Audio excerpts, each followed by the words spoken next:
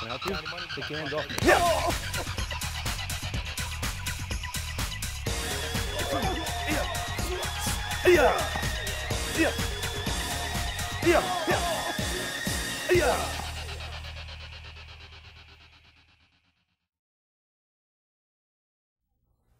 Hello, I'm Scott Rogers. I'm here to introduce you to the art of Kyusho-jitsu pressure point fighting. First, we're going to talk about what a pressure point is. Pressure point is a place where a nerve comes to an end, where a nerve crisscrosses, and where a nerve branches off and forms the letter Y. Pressure points are holes or crevices in the body that allow one to enter pain directly into the nervous system. If we take, for example, the radial nerve, which travels up the index finger, across the arm, ends in the neck. The nerve is pretty long, but there's only several spots where one actually has openings to attack the nerve. When one attacks a pressure point, pain is transmitted directly to the nerve and travels in a much quicker route than if you struck it somewhere else. So basically, if I struck you on the arm, anywhere on the radial nerve, a signal would be sent, but usually it only goes about halfway up. When you strike it on a pressure point, the signal goes directly to the spinal cord and then it gets picked up by the brain there.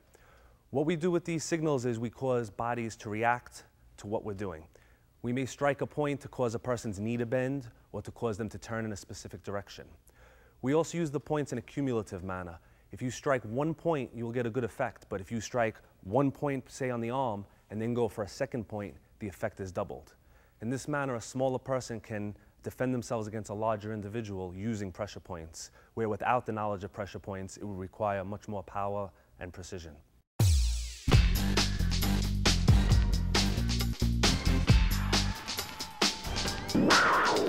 Okay, the points we're going to be covering on this first tape are going to be the points of the arm and the points of the legs. The arm points are considered the most important points in Kyusho-jitsu for several reasons. The first one, in any type of attacking situation, whether it's a punch, a grab, a tackle, the first thing coming at you is the arms. So generally it makes sense to strike the closest thing to you. So while a person may be a few feet away from you, when they reach out, their arms are much closer. Another reason is we use the arms as what we call setup points. By striking an arm point, we can make a more sensitive neck or jaw point weaker, allowing us to knock the individual out or knock him to the ground. Third reason we use the arm points is legally, if somebody grabs you or tries to push you and you hit him as hard as you can and knock him out, that might be an overuse of force. Using the arm points, it allows us to release from a hold or make an individual stop their behavior while still maintaining control and setting them up for future strikes. There are two words that are very important in pressure point fighting. Those two words are angle and direction.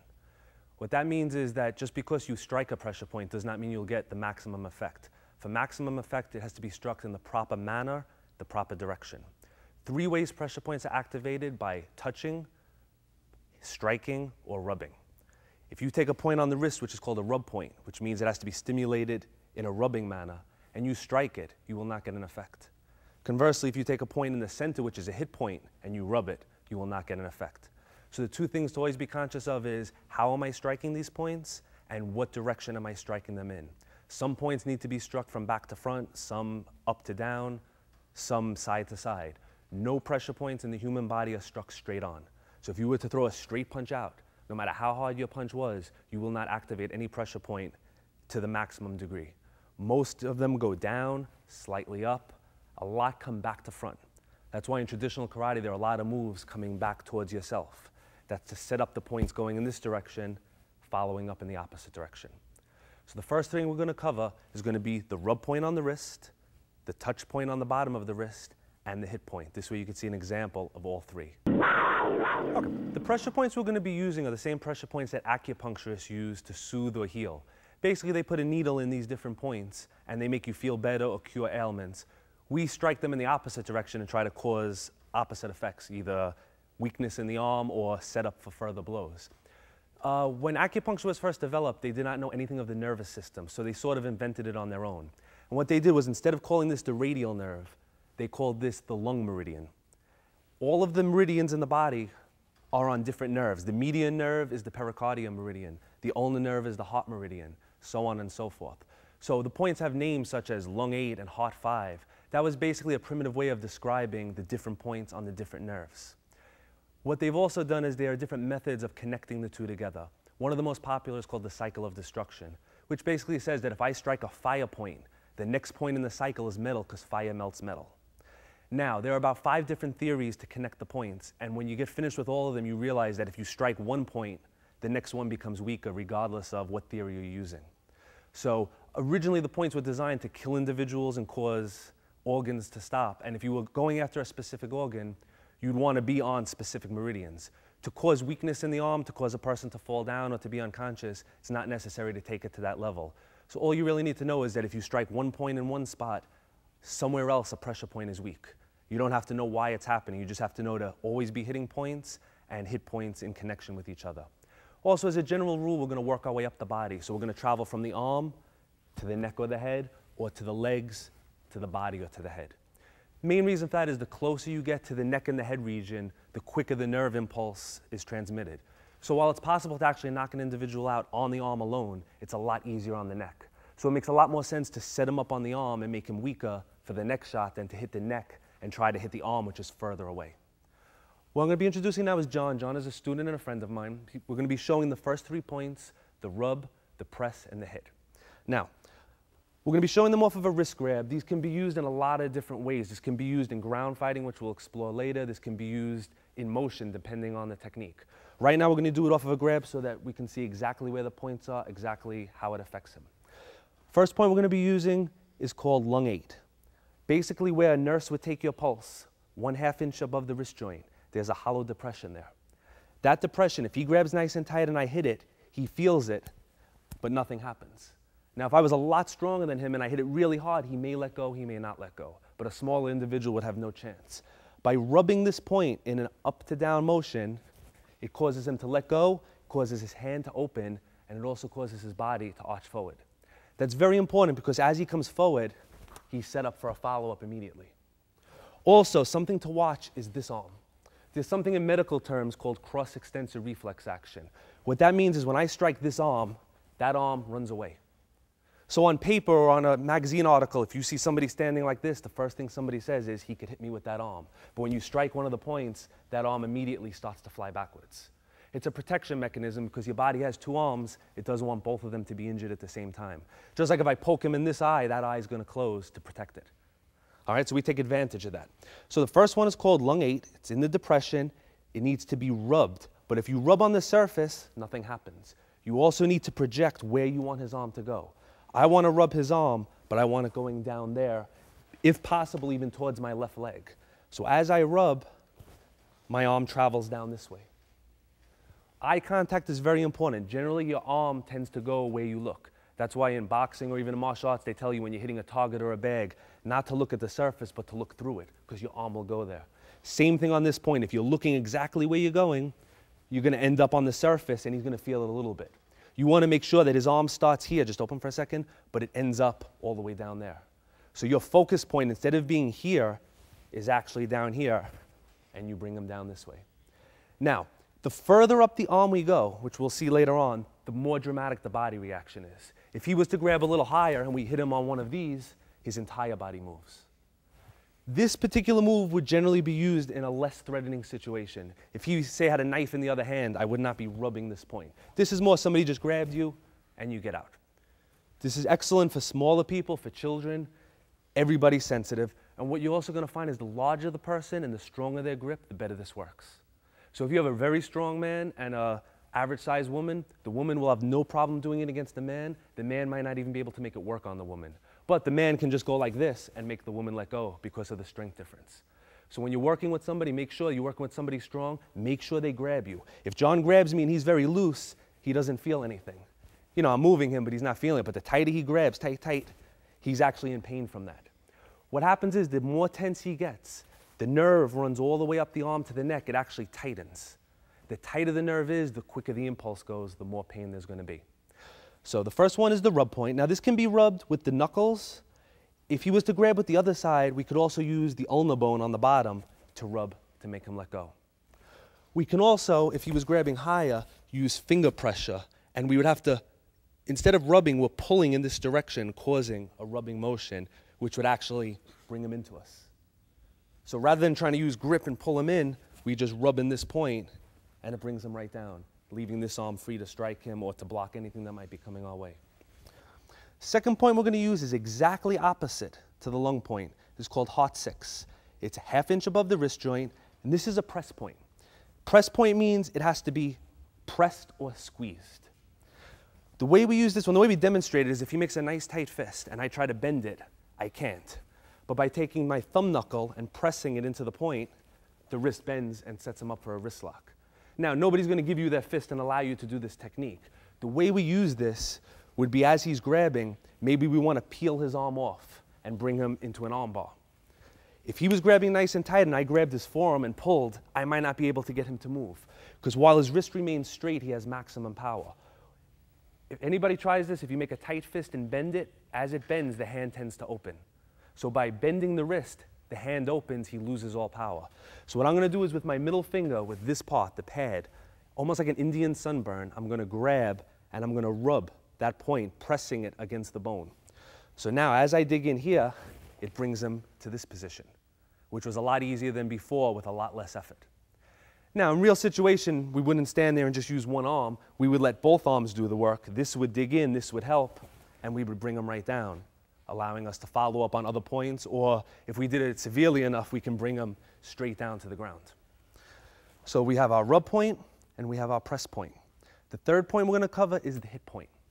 Hit point is called lung 6. It's directly in the middle between the wrist and the elbow, where this muscle tries to drop down and on the inside of the bone. This point, if you rub it, he feels it a little bit because I'm digging into his bone, but if you hit it with your forearm, the arm just flies away. Now, his arm will go where I put it. If I go this way, he's going to go that way. But we always want him coming towards us. This way we can strike. Right now, I can't really reach him. He can't reach me with power. As I hit him this way, he's right here for the follow-up shots. So in a situation like this, I would have my choice of rubbing, pressing, and hitting. And that choice would be based on what martial art I do. If I did a grappling art or a jiu-jitsu art, I'd want to come for this one to get him into an armbar. If I was doing more like karate or a striking art, I'd want to come in here to hit him.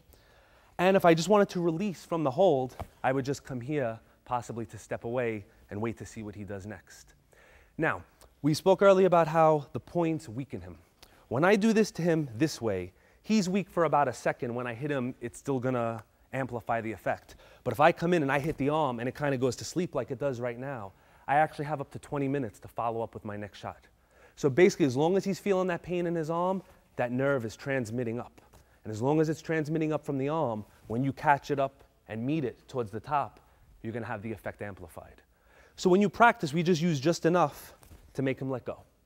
If you do more than that, nobody's going to want to practice with you and you won't get the work in. So what you do is you do as little as possible just to make him let go. Now you're going to come across people that you're going to hit them and they're going to say it doesn't hurt. But while they're saying it doesn't hurt, the hand's still going to open.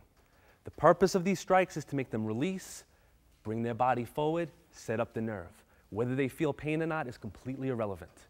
Any trained fighter, anybody that's a fan of boxing or full contact, I've seen many fights where a fighter gets his nose broken or breaks his hand and continues to fight because he goes through the pain. So if John grabbed me and I broke his nose right now where he's nice and calm, it would hurt him a lot and it would affect him. If he was trying to kill me or mug me, I would hit him, and if he could take the pain, he'd still come forward. The reason being is I'm giving him pain, but I'm not neurologically causing him to do anything.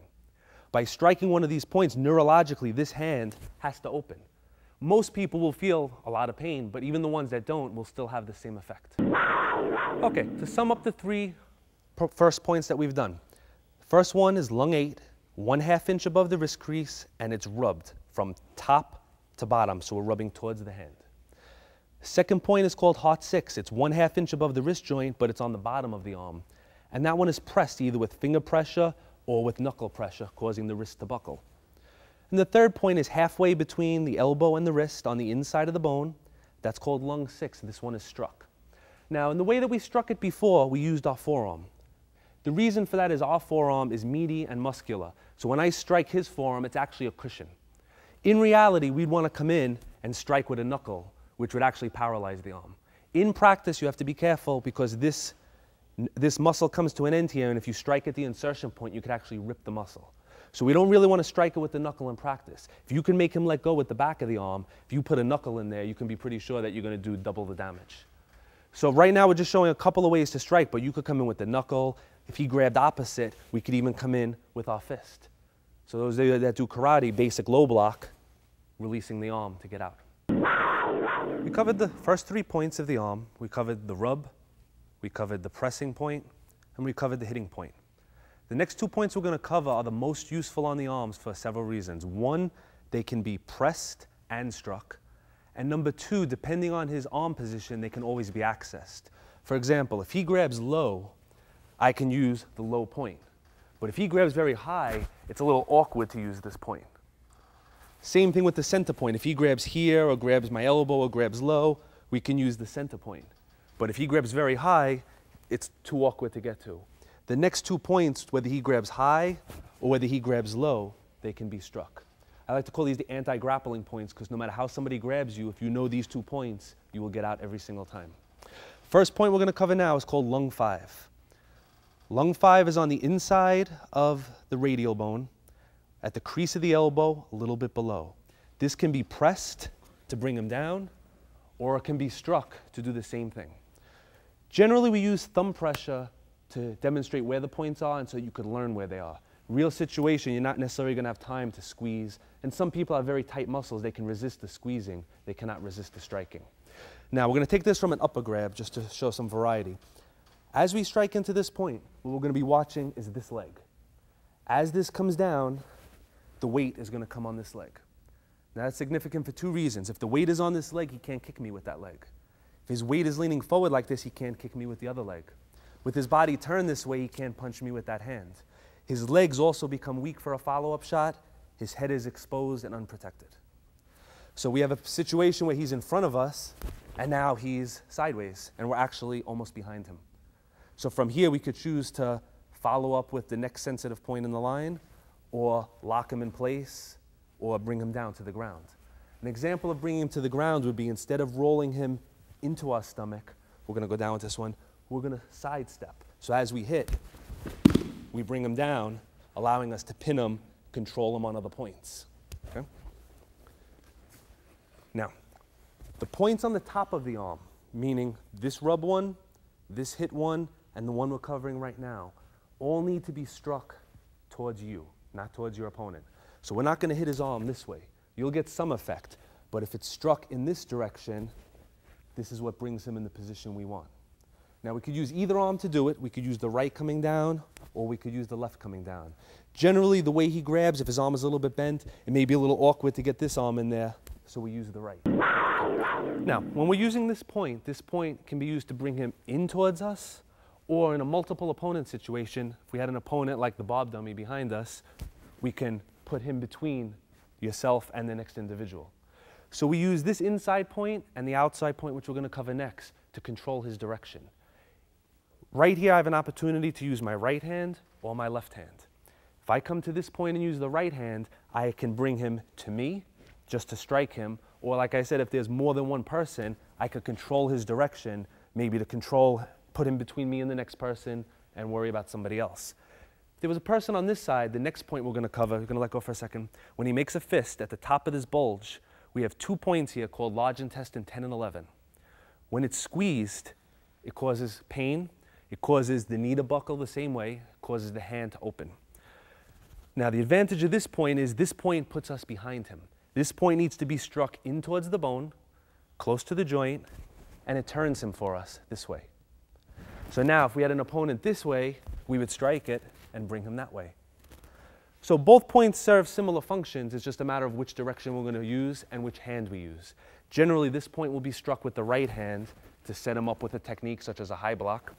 And this point will be struck with the left to set up the back of his body going this way. Okay, the next point we're going to be using, we're going to be working up the arm as we've been going. So now we're going to pass the elbow joint.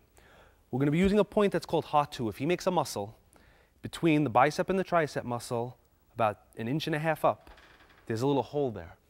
This needs to be pressed in and down simultaneously. So what we generally use is we push the thumb in, and then with the pad of the thumb, we press down, giving us this control over him. We use this to control his shoulder. So if he's grabbed, usually we do this off a double grab, but so that we can see the point, we're just going to release this one for now. We would reach under, the elbow would lay in the palm, the thumb would go in, and we would pull him into us this way. So we're controlling the shoulder joint. If you continued lifting, you actually have a key lock or a shoulder lock on him. This point can also be struck with the knuckles this way or coming in this way, and it has the effect of numbing the arm the entire length from that point down. This point is called heart 3. So the thumb goes in, we squeeze. Now when we squeeze a point, you can see his body tensed up. That's his reaction. What he does next is up to me. If I move him this way, he goes this way. If I pull him in, he goes this way. If I bring him down, he comes down. So when you strike a point, the point injects the pain and the control, but your directioning, your control of your arm depends on where he's going to go. A point that we use in conjunction with this, we're going to show it on the other arm, is called large intestine 12. That point lies between his bicep and his forearm. You're going to find a little hollow pocket here. Again, it can be pressed with the thumb, or it can be grabbed with the fingers to pull. If you had a large hand, you can actually put the fingers here and the thumb in on this one, allowing you to get both points, causing more pain and more control. Because remember, more than one point causes more pain. So if possible, we always try to strike at least 2 or more. So when he grabs, we follow the same thing with the elbow. The elbow's in the center of the palm, and we let the fingers loop over. As the fingers loop over, when we pull, the fingertips dig into this point, bending his arm and pulling him into us. Now, if he grabs us with one arm, we always have to be aware of the fact that he can punch you with this arm. The danger is not here, the danger is here. So our eyes are focused on this, and whatever we do, we have to do it quick to prevent him from striking. When he grabs us with 2 arms, he cannot punch us any longer, and we don't need to move as fast. And rather than taking one arm and trying to overcome 2 arms, we can actually sneak under his line of sight and control this way. So as a general rule, if there are 2 arms on you, it's okay to use a grappling type motion with the points. If there's one arm on you, we want to strike it because it's quicker and we're defending against this arm at the same time. The 2 points we're going to cover are going to be on the back of his arm. The way we're going to get to that is we're going to turn his arm over. Everything we do involves pressure points, so we're going to actually use a point to allow us to bend his wrist and grab him back. The point we'll be using is the hot point that we did originally. We're going to let our knuckles dig into it, which bends his wrist, allowing us to grab him, bringing him in. Now, on the back of his arm, the 2 points, 1 inch above the point of the elbow, we have a rub point, and halfway between the elbow and the shoulder, right in the hole of the horseshoe of the tricep, is the hit point. The points are used interchangeably. We're going to start with the rub point. The rub point can be rubbed with the knuckles to bring him down easily, or a more preferred way, so you don't slide off, just hold that there for a second, is to use this little knob of the ulnar bone. It's nice and hard. We lay it flat, and when we go like this, remember about projecting through, and we bring him right down. Okay? Now, for some reason, you do this one, and you don't get the reaction you're looking for. What do? We move right up to the next point, and again, using the back of the arm for practice, but using the fist or the knuckles in reality, and we bump the arm to put him down. Now, depending on the attack, in a wrist grab, I can rub. But if he was coming in with a punching attack, as the punch came in, I'd want to hit to put it down, because I wouldn't have time to look for that rub point. So the points work together. You could rub, you can hit, you could use a combination. If you hit, maybe you miss, you come back, you use the rub point. So you need to know both of them. 1 inch above the elbow, it needs to be rubbed towards the hand, in and down. And the focus has to be through. Right now he's feeling it, but I'm just on the surface. I'm just giving him pain. I want to focus from here to here. So my hand goes down, and he goes down, and he comes back up. When you rub this point, it's tricking the body into thinking that the elbow is broken. Because it thinks the elbow is broken, it wants to relax all of the muscles in the area to prevent further dislocation or damage. And it's at that point that when you press down, it allows you to actually break or dislocate the elbow. So you're using the body's natural protective mechanism against itself. Generally, when you're using the rub point, most of the effect, or all of it actually, is going to be on the elbow joint itself. When you strike the hit point, you can be damaging the elbow, but you can also be dislocating the shoulder. That will entirely depend on his musculature and which part of his body is tighter. If he has a very tight shoulder and you hit it, that's where the damage is going to be. If his shoulder is loose but his arms are very strong and you hit it, that's where the damage is going to be. And if you give it a severe shot, you can damage both of them. So again, when you practice it, right now I'm holding this arm still and just working with one arm. In reality, as this went down, this would be coming up, causing opposing forces, and it would do much more damage in that sense. Okay? We have a couple of points left that we're going to cover that are in the same territory as ones that we've done already, meaning we're going to go back to the wrist. We had our rub point, we had our press point. Directly between them, we have another squeeze point. This point can be hit to make the hand open, or we can use thumb pressure to dig in and bring them down this way. Basically, this point serves the same effect as the other 2 points. It's just another option, something else that you can do. Now, as we get closer to the hand, we have 2 points on the hand that we use to release grips. One is between the thumb and the forefinger. One is between the pinky and the ring finger. If he's grabbed between the ring and the pinky finger, 1/3 of the way up, you're going to feel a hole there. All pressure points are in a hole. This can be rubbed with the knuckle, or it can be with the knuckle, the pointy part, struck to make his hand open very quickly. If he was grabbing with the other hand and we couldn't get to that one, the other point is between the thumb knuckle and the index knuckle, halfway, right on the bone of the index knuckle. And the same thing, it can be pressed that way, or it can be pressed with an index finger to control him and follow him up somewhere else. So again, this leaves you with different options. Some people will find certain points just work better for them. Some people will find certain points they just can't get the hang of. As long as you know what the point affects and what it's going to do to the person, it doesn't matter which way you go with it. What we're going to cover in the next section is how the points combine with each other. So far we've been doing 1 point at a time, 1 point at a time, 1 point at a time that way. When we start combining points, you're going to see the effect is multiplied, and generally you have 2 arms, you want to always be using as much of your body against your opponent as possible. It doesn't make a lot of sense to have him there and to hit him with 1 arm and this arm do nothing, when this could be weakening another point for the next blow.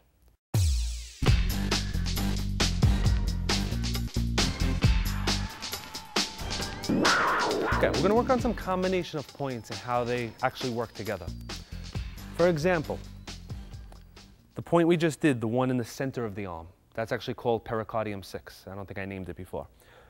When you press this point, his body starts to dip forward. But let's say this was the best effort I can get, and maybe this isn't enough. I want to add more pain. At the same time that I press this one, we're going to add this one and bring him down very easily. So now instead of using strength and using force, we're just adding more spots that we hit. The more spots that you hit, the less force that you need. When we grab him, we don't want to just grab with a regular grip. This will give us control, but we're not activating any pressure points right now. If we use what we call the eagle claw grip, we draw the fingers back, and this thumb knuckle automatically catches into this point, this way. And these 3 fingers, the index, the middle, and the ring finger, catch into this groove here, guaranteeing that you're going to get that lung point. So now grabbing this way is different, you can see, than doing this, because I'm curling. I let the fingers dig into the groove, this is here, and I squeeze. Now, right now I'm squeezing and I'm not controlling him. To control him, I arc the wrist and pull the pinky towards me, this way. Now, the reason for such an effect is I'm actually on 2 points instead of just being on 1. So now, anytime he grabs me, I automatically start my combinations with 2 points. If he decides to punch with the other arm, now I have 3 points, and I can follow up somewhere else. But if he doesn't, when I come to my next point, he's coming in. Whether it's the lung point or the heart point on the inside, we lock here and we squeeze here, and he comes in. Much easier with a lot less effort.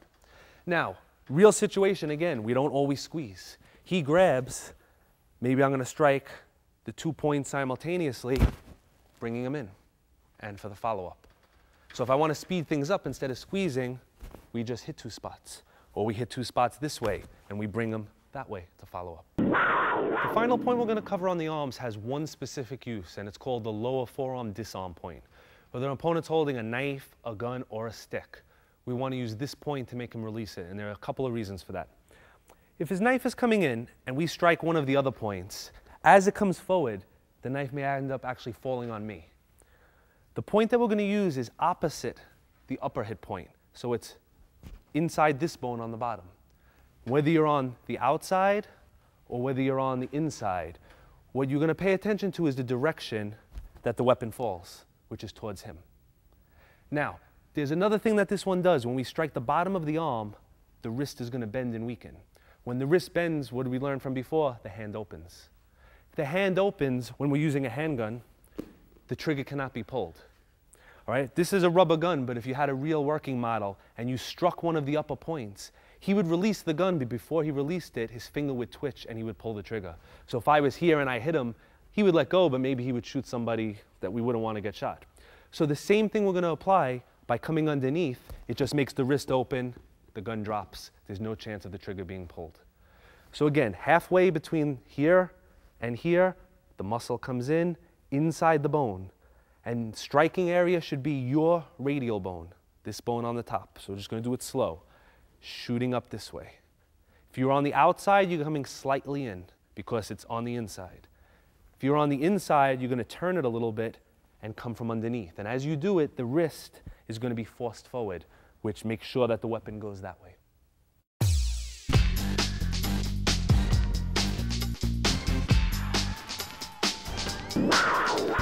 Okay, the next points we're going to cover are going to be the leg points. The leg point's main use is to either turn his body, to spin him around, or to drop a taller person down to your height. So if you were dealing with a very tall person, instead of reaching up, you come to a leg point, you bring them down a little bit lower. There's also a special relationship that exists between this arm and this leg. By locking any point on this arm, the opposite leg becomes very sensitive, which we'll show a little bit later. First two leg points we're going to cover are going to be in the same area of the leg, but different sides. If one has the leg bent 50% of the way between the hip and the knee, so we go halfway, and 50% of the way around, inside and outside, are the 2 points we're going to use. The inside point is called spleen 11. It's between the muscles on the inside. If you feel it on yourself, you'll feel a little hole there. And the outside point, if you stay at attention where your middle finger touches, is called gallbladder 31. Both points will cause a Charlie horse in the leg, cause the person to drop. Generally, the inside points can be used with the knee or with the ball of the foot or the heel. The outside point must be struck with the knee or the heel. The reason for that is the muscles on the outside of the leg are much stronger, much more dense. If you were to use a roundhouse kick like in kickboxing or a ball of the foot kick, it would probably bounce off somebody who has a conditioned leg. You need more follow through. So a side kicking motion or a knee strike, perfect for the outside. For the inside, you can use the ball of the foot, the heel, or the knee. So we're going to start him in a front stance just so we can see where the point is. We have his knee here. We have his hip here. We're going to go 50% of the way in and move to the inside. And with one finger pressure, we're already getting his body to move. Okay, we're going to show the spleen 11 point, the inside of the thigh. As he grabs, one leg will be in the front of the other. If this leg is in the front, we're going to attack it this way. If the other leg was in the front, we would attack it that way. This way everybody can see we're going to use this leg, and as light as we possibly can, we're going to bump it, and you can see his body reaction. Any more power, he's going to drop to the ground. What you saw is he let go of the technique, and if I held on to his arm as I did it, I would retain control to follow up with another shot. Generally, the inside points are used when the person is in front of you, grasping you, where you're lined up. If a punch was coming in, and we're going to turn it in a minute, we would be using the outside point, the one where the middle finger touches. So if he's punching with his left, and we get to the outside, we can't access the inside, but this one here is going to put him right down. And you can see, even though he's shorter than me now, if he was taller, it brings him right down to his knee. Another advantage of that point is for the next 10 minutes or so, he's going to be doing this, which means he's not going to be very effective as far as footwork and moving around. Okay, the next point we're going to be using is on the back of the calf. It's actually 3 points in one. The point names are called bladder 56, 57, 58. If you look at the way his calf is shaped, the 3 points are in a straight line, right at the bend of the knee, dead center, and right where the muscle comes down. The one that we do most of the work with is the one up here. With thumb pressure, we could actually just bring him down. Now, the way we use this point is in combination with the arm points. Very rarely in a self-defense situation are you going to find yourself behind. But if he was facing me and he grabbed and we brought him in close using one of the other points, now I'm behind him enough to put him down on that calf point. So generally when we attack the arm to turn him either with the right or the left, his body shifts. When you do it harder, the weight comes on, you see the leg buckling, and that allows you to bring him down and follow up this way. The last point on the foot is one that's very important from rear attack. Somebody grabs you from behind this way or they choke you from behind. One of the main defenses is to stomp. Most styles of karate or self-defense teach you to stomp on the instep. The instep is one of the strongest bones in the body. I don't think it's even possible to break it. So really what you're doing is you're stomping on a very unsensitive surface. Where we aim our stomp is between his pinky and the next toe, just like the one on the hand. Where the foot makes a little turn, you can just press and control him there. So using just, turn a little bit this way, just very light toe pressure, we can pretty much control his body. When we use it, it would be stomping, and he would drop or at the very least let go of what you were doing. This point's also used with footwork. If a punch is coming in, a lot of times we'll step in and tread on the point to follow up with other shots. So if you do a form of martial arts that involves a cross stance or cross stepping, that's a good spot for you to put your foot there. Okay, when we practice again, we use, just like we use our thumb pressure, we use our toe pressure to find the point.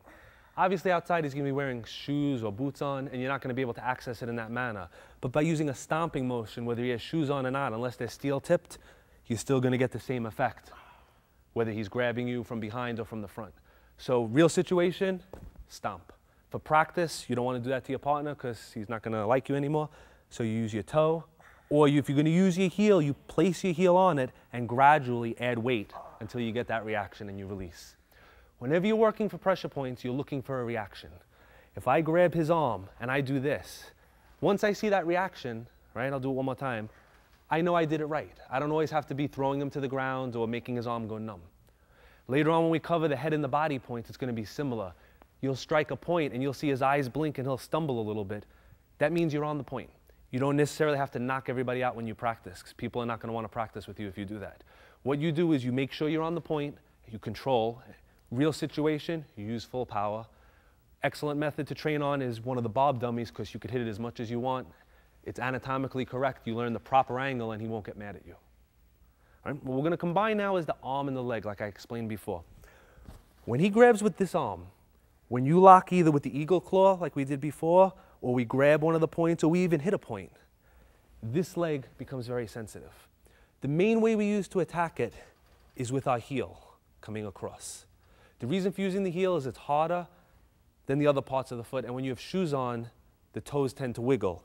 So the heel is going to cut into the inside point. Now, when I strike this point, like we learned before, his body turns.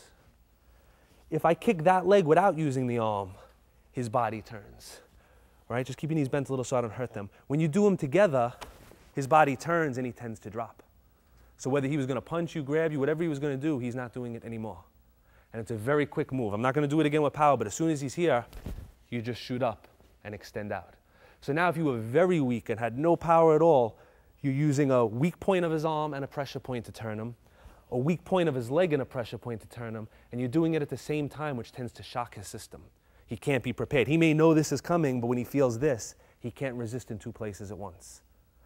Also, if you notice, this arm is completely free, so as soon as you hit, this is here to finish him right away. So before he finishes moving, your technique should be done. He should be on the ground. The last point that we didn't cover, all right, we're going to roll his pant up again. Between his ankle bone and where his calf muscle comes to an end, halfway between these 2 points, behind the shin bone, you press it and he feels it, but this is not how we use it. We generally use it with a scooping motion. And this is one that's much more effective with shoes on. He grabs, let's just use one so they can see it, whichever foot's in front, you're going to scoop. And it makes his leg do that, which very nicely, we'll do it slow, once he moves it, very nicely sets him up for the other side and brings him down to size again. This can also be used in a situation if you brought him down and you've stepped in, and you could actually use the heel to kick it out that way to bring him down. Again, when you're using the shoe, the hard edge of the shoe is your striking point. When you're not using the shoe, you want to use the heel area and just let it kick in. It's very little quicker than if his leg is here and you move that way. It's a very fast move. So he's grabbing, he's looking at you, you're watching this arm, you come here, he thinks about that, you go somewhere else. Generally in a fight, person's going to be looking at your eyes, looking at your shoulders, looking at your arms. If you try to throw a nice high kick, it's going to look good, but he's going to see your whole body react. When you throw one of these kicks, your upper body doesn't move at all. So if he's looking at you, he's not going to see it, he's just going to feel it, and you're going to follow up there. So when his mind shifts down there, number one, you're weakening his system, you're weakening the other points, but number two, you're shifting his focus to his legs, and then you're going to come back up.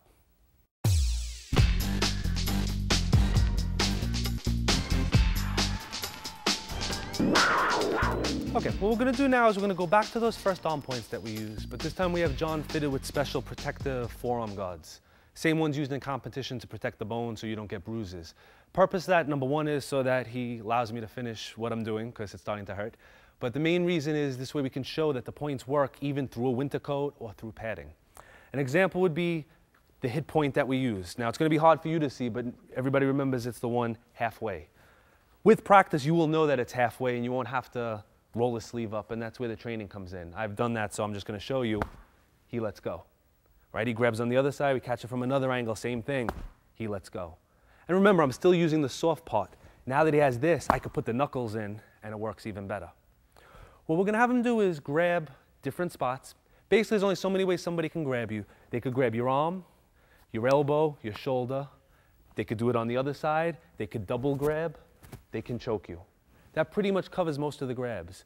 All of those grabs, most of the time, are gonna start with an arm point and then follow up with a head, neck, or body point, or maybe even a leg point. So as he grabs, he's just gonna grab at random. We're gonna use different points to get out. Doesn't matter which one we use, and you're gonna see you just get a good reaction. Two arms, we can either focus on one or we can focus on both of them to set him up for the next point. Now, keep in mind, even with the pads, I'm not hitting very hard, and he has padding. Without the padding, the reaction would be much more severe. So a general principle to try and follow is when he grabs you and you have an arm, strike the arm point. Instead of trying to travel all the way up here, which he expects, strike an arm point. You disrupt his balance, you disrupt his thinking, you set him up for the next shot. If you strike an arm point and then he punches you, you're here to finish him off. You know this punch is coming, so you keep your eyes on that arm. You know when you strike this arm, that this arm is done at least for a few seconds. The only thing that's gonna get you is that one. Just be prepared for it as you come in. And when you strike it for real and you're here, he's not coming up with that arm. This is gonna be there first. So general rule, start with the arm points, work your way in through the body. As we go through the next series of videos, you're going to be learning more about the head and the neck points and the torso points. You're also going to be learning certain self-defense techniques. You're going to see the common thread is we generally look to go for the arm first, then either to the torso or the head or neck.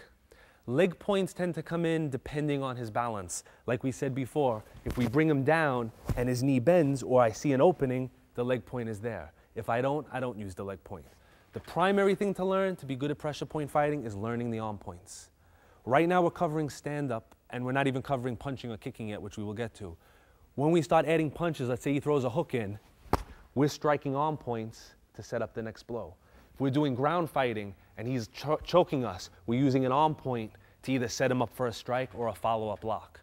So if you are very good at the arm points, you'll be very good at pressure point fighting. If you're always looking for the head or neck points, number one, they're not going to be as sensitive as they should be because they're not going to be set up properly. And number two, you're attacking what he expects you to attack. He expects the punches and the hits to come to this region. When he does something to you and you go somewhere else, it sends a shock through him where mentally, you're not just physically defeating him, mentally you're making him not know what's happening. When somebody attacks you in the street, generally it's not the first time they've done it. They have experience, and through experience, they know what's going to happen. They know they're going to punch, you're going to put your hands up, you're going to get hit, you're going to fall down. Anything that's done to change that order is going to mentally pause your opponent. So you're freezing him mentally. And while he's in that little indecision in his mind, that's your opportunity to follow up with your strikes.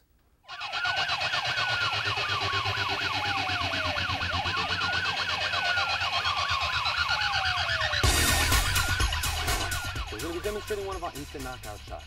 Where we're going to be targeting is the stomach 9 point in the side of the neck. And what we're going to be using is our forearm. The reason for using the forearm is with little training, the swing of the forearm is a very powerful blow, and it doesn't have to be as focused as, let's say, using the edge of the hand or even the fingers or a punching technique. With this motion, this could come after blocking a punch, this could come off of a grabbing. For his safety, we're just going to demonstrate it off him grabbing. This way, we minimize the motion and nobody gets injured. So we're going to have John grab nice and tight. We're going to focus on this point. We're going to use the forearm, and we're going to bring him right down.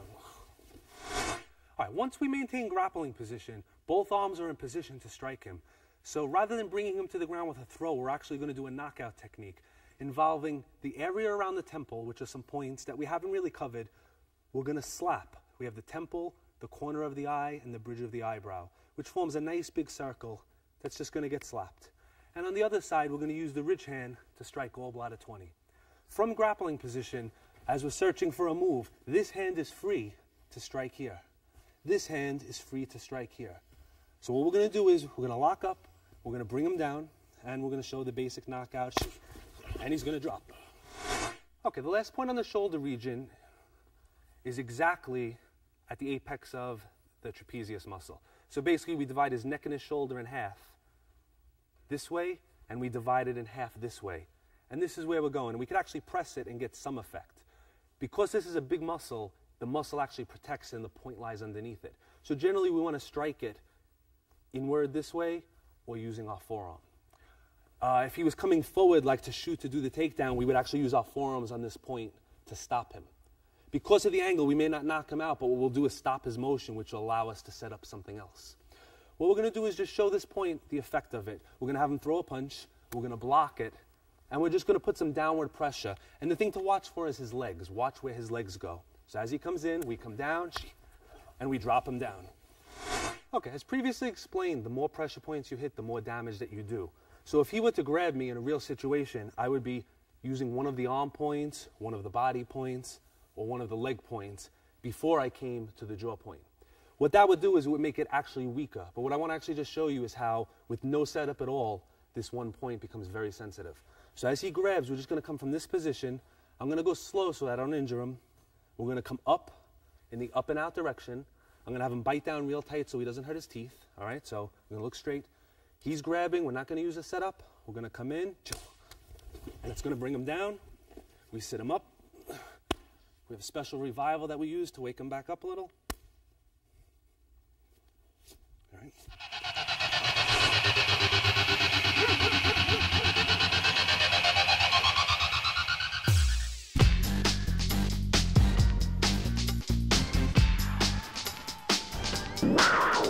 Okay, at this point I'd like to go over the proper revival techniques. The purpose of the revival techniques is to wake your partner up if you do a knockout, but most importantly it's to make sure that he doesn't have any adverse effects. What can generally happen if you knock somebody out, they will wake up on their own, they won't just stay asleep forever, but when they wake up they're going to have headaches, their stomach's going to hurt, they're just going to feel almost like they have a hangover. With the proper revival, you're restoring energy basically that you took away with the strike, and you eliminate that effect. The first type of revival is what we call arm revival. Basically, any of the arm points that we strike. When you strike it, what we're going to do is we're going to actually stop energy to that point. So we hit it, the arm goes to sleep. Now, he's feeling a pulsing right now. That hurts. The way we wake it up is we hit the exact same point with an open palm with approximately half the power with a slap. And then we massage the area. And we repeat that. Slap and massage it. And after you do that, he should have full use of his hand again.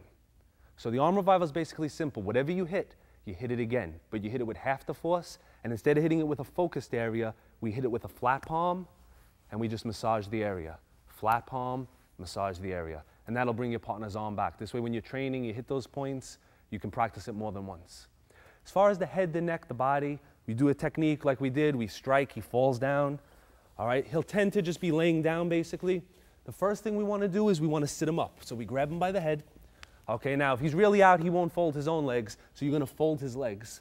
We want to keep our knee in the base of his spine. We want to keep our hand on his head. Now if we struck him on this side, we want to revive on this side. If we struck him on this side, we revive on this side. Where we're going to be reviving is right next to the spinal cord. There's something called the bladder meridian. I'm going to show it on myself actually. Not over here, a little bit over, right in this line. This is called the wake-up nerve. Similar to the arm points, we're going to slap it and massage. Slap it and massage. At this point, he should be awake. He may still feel groggy, so what we're going to do is we're going to take our thumb and forefinger, we're going to place it at the base of his back with the spine running in the center, and we're going to run our hand up his spine a couple of times. In Chinese medicine, they say all energy in the body is stored in the kidney region. And when you do this, according to the theory, you're bringing the energy back up into the head. Medically, most likely, you're just stimulating the nerves that go into the neck and head area, and it's waking him up. But either way, the function is what matters, not what causes it. After you finish that, to restore more energy, we're going to start with the hands. Again, in acupuncture and Chinese medicine, each finger controls a different part of the body. So, for example, the pinky finger is considered the heart. The ring finger is considered what they call the pericardium. The index finger is the large intestine. So what you're going to do is you're going to pinch, starting at the pinky finger, and pull. Pinch, pull. You should feel like a popping sensation. If anybody ever got a Chinese massage before, this is what they do. They massage the points, they pop the fingers, and what that does is it wakes up and stimulates all of the nerves. And that covers the revivals. Okay, remember that due to the effectiveness of pressure point training, there's a certain danger involved in the practice. One should always practice under a qualified instructor. And keep in mind that pressure point training is designed to enhance whatever art that you study. Whether you're doing a striking art, a grappling art, or a joint locking art, use pressure points. Pressure points do not replace what you do, they just make what you do more efficient and more effective. Look forward to seeing you in the next series of tapes, and train hard.